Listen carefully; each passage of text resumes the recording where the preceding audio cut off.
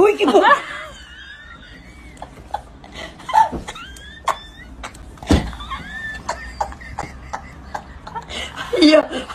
Aïe, aïe.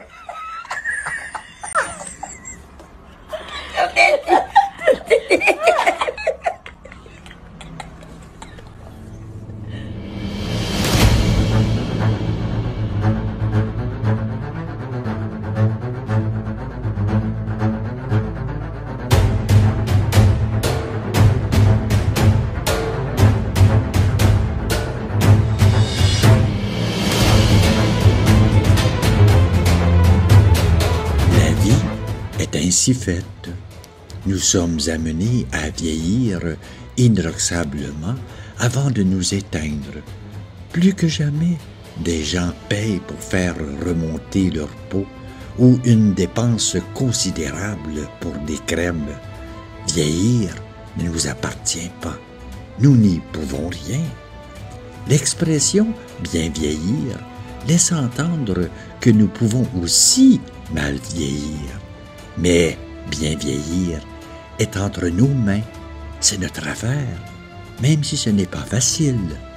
Ne nous illusionnons pas, à tout âge, la vie est difficile. L'enfant est petit et a peur d'être abandonné. L'adolescent a du mal à habiter son corps et sa relation aux autres peut être très compliquée. L'adulte, quant à lui, est écrasé par les soucis du quotidien et par la responsabilité de faire vivre sa famille. Au final, nous sommes un peu comme le vin.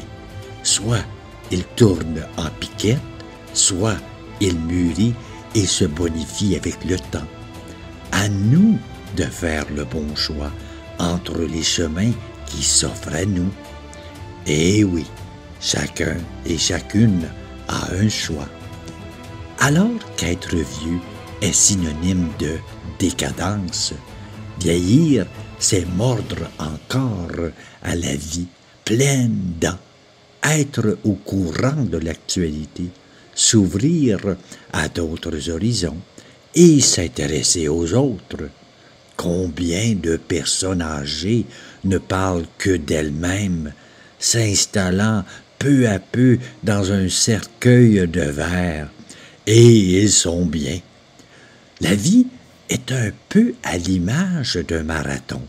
Au 35e kilomètre, vous avez brûlé toutes vos forces physiques et vous terminez la course avec la tête. La vie, c'est pareil. Au début, c'est l'âme qui dépend du corps, et à la fin, c'est le corps qui dépend de l'âme.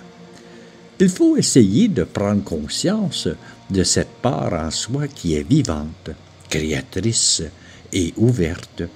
Les médias ont une fâcheuse tendance à nous montrer tout ce qui va mal, alors ils ne savent pas que chaque jour est neuf et nous apporte des merveilles si nous savons bien les regarder. Ce n'est sûrement pas la télévision qui va vous montrer que la vie est belle.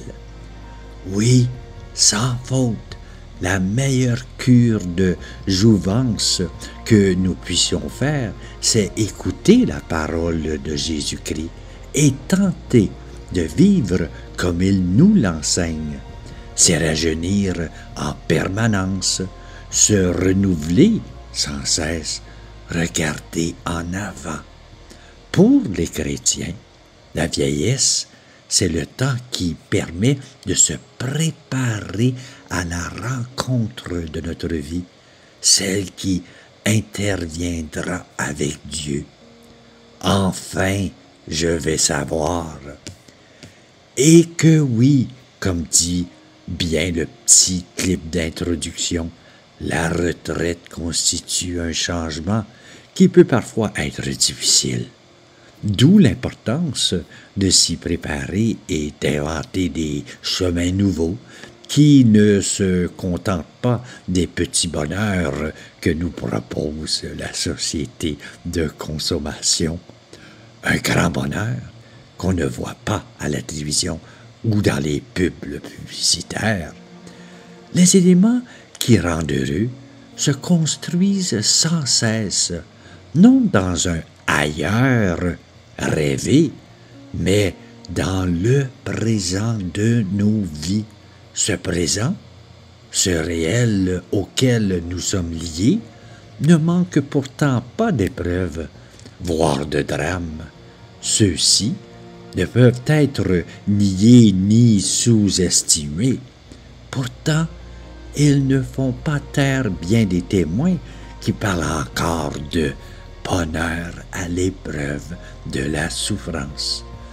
Jésus disait bien clairement, au cœur de sa prédication, les béatitudes, qui sont à la fois au futur, heureux serez-vous, et au présent, heureux êtes-vous.